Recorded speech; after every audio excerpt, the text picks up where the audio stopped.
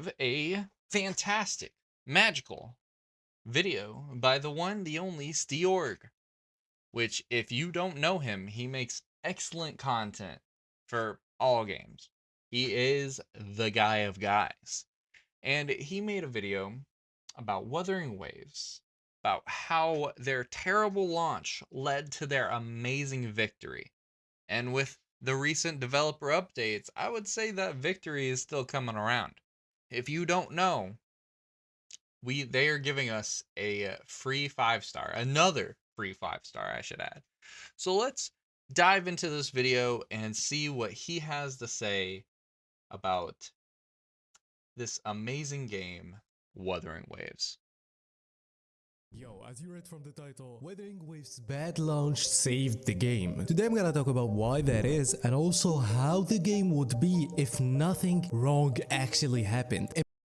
And if you guys don't know, the Wuthering Waves launch wasn't necessarily that bad, but they compensated people so much that it brought even more attention to what was going on. I had no issues at launch.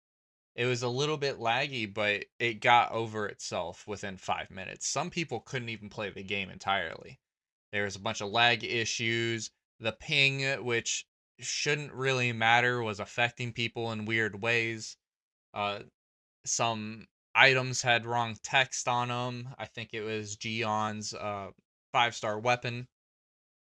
But all these things weren't really that bad, but the way they compensated the players really made them stand out. They gave us a ton of free pools. They gave us a free 5-star selector off of the base characters. That is amazing. They really showed how much they cared for the community and how much they wanted this game to actually be good for everyone. Every little thing they fixed, they gave us gems or they gave us pools. They really wanted us to know that they're sorry, we'll make it up. Whatever you don't like about the game, we will fix. Don't you worry. Imagine if Wuthering Waves didn't have any complaints and was 100% optimized and people had that good experience with it from the start. And why I think it would probably be less successful because of this. As always, Yeah, because a lot of the attention that was brought about at the very launch of the game was how much they were compensating players. So if none of the bugs was happening, none of the compensation would have been rolling out, and people wouldn't have gotten so into it and spreading the news and everything like that. So they actually would have got less publicity in total, and no, it wouldn't have been such a big blowout of a game launch. I'm not gonna waste your time, I'm gonna make this as fast as possible. So now if we take any game's popularity in general, you will see that most games go insanely popular or peak at launch, and then it will lose a lot of players after that, even if it's a good game. This is normal. Right. And the interest will go lower because, you know, launch is a very big event that's happening, and it should be the biggest thing for the game. And this is the same thing for Wuthering Waves. And if Wuthering Waves was very smooth and had a good launch, at least in terms of optimization, it will probably have a good amount of views for some time, and then it will slowly go down. The thing It would just be like all the other games, like, oh, it was a great game, it's innovative, yada yada yada, but it's still a gotcha game, so people are gonna be like, all right, it was good, we got to where we needed to get. All the whales did everything in the game already within a week, so you got to see everything that happened, and then it would have slowly fizzled out. Not fizzled out completely, but it would have definitely leveled out in terms of popularity. But because everything that happened, it just kept shooting up and shooting up. thing is, developers won't need to panic because there's no big problems, there won't be a free 5-star, there won't be a drama, and the devs will probably not go as hard as they did for the competition. Because actually, if we Absolutely. look at the curve of Wuthering Waves in terms of interest, it went down on the first day and then it went up again for 2 whole days. And this was because of the amount of problems that the game had in terms of optimizations, and add to that some, you know, voice acting and story problems. So this caused so much drama in global and also in CN. It made Wuthering Waves the talk of the day. People talk about Wuthering Waves even if they don't play gachas. Yeah, it was blew up so much that it even expanded out, like he said, it expanded outwards to other areas, even to people who don't play gacha, and it honestly was peak. It was peak cinema of how everything rolled out about how, oh no, the game's terrible. But look at everything they're giving you to compensate. Look at all the shiny objects that they've given you. So the game became popular because of its problems. So now a lot of people care about this game that came to compete with Genshin Impact and actually didn't succeed. After that, Kuro Games did the best thing they can do, which is they cared and devs listened. Doing that and giving so much Imagine devs actually listening to the people they're trying to sell their game to. It blows my mind. free things and a free 5-star from the first week made those people who didn't even care about Wuthering Waves, who only came for the drama, care about Wuthering Waves and think that this game is probably going to have a good future, and we're like, okay, I don't want to miss this free 5-star, let me log in the game now and play the game. And this is exactly what happened. But this Hook, line, and sinker. That free 5-star just brought so many fish into the game. Like, I wasn't really interested, but free 5-star. Not many gaming gives a free 5-star.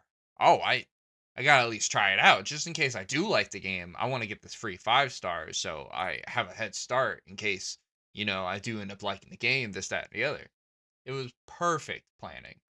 It is the perfect bait to get people into this game. This is not the most important argument, by the way. This is something very important and very smart that Wuthering Waves did that I will talk about in a minute. But going back here, people are now going back to the game, talking more about the game, and the community was kind of divided. People talking about how this game still have optimization problems, and people saying, okay, devs are listening and it's so generous, and rewards like these can actually buy the players. It's actually And just for the record, no game will be completely optimized 100% of the time.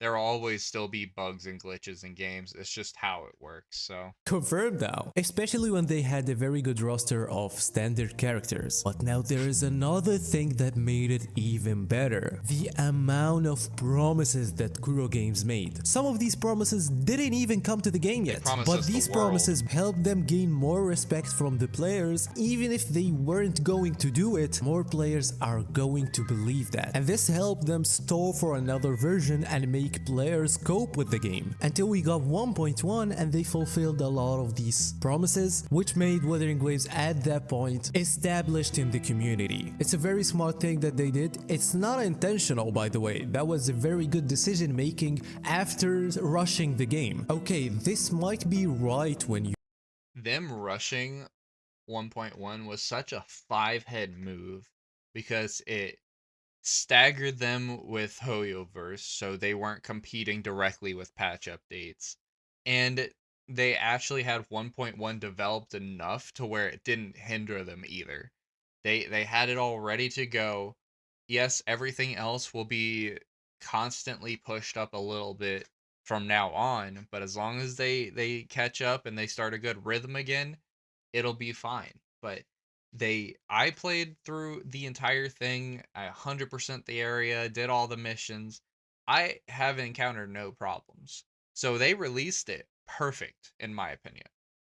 hear it, but it doesn't also make sense in the same time when you say, okay, a perfect game will do worse than a game with so many problems. Well, the thing is, Wuthering Waves was functional for most players actually. People who got the problems were a minority, but that wasn't a little amount of people. Well, like when you say 15% or 20%, that will cause drama, but in the same time, a lot of other people will go like, okay, I'm having fun in the game and I'm also getting free 5 stars. If the game wasn't actually functional for like 40% or 50% of people and like had a lot of other bugs and problems and didn't, for example, have a good gameplay, well, however generous you will be, the game will flop. It's just that this game had good gameplay and had good characters and content and holograms. This will never apply to It had a good all around. Like he said, had good gameplay, good characters. The design was perfect. I love the atmosphere. The characters were all great.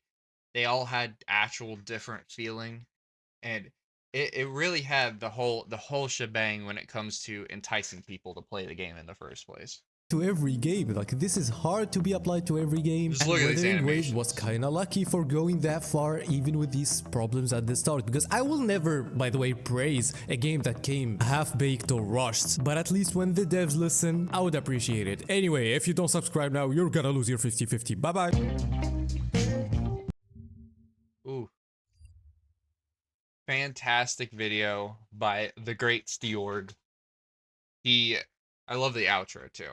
He made a lot of great points. It was a short and simple video, but it was a fantastic video. Essentially, everything he said was true. If they didn't have all those issues, the game wouldn't be as big as it is today. And thankfully, because of all that, it is still a relevant game. People still talk about it, people still play it. It is a great game. Now, thank you all for watching. See you guys in the next one. Peace.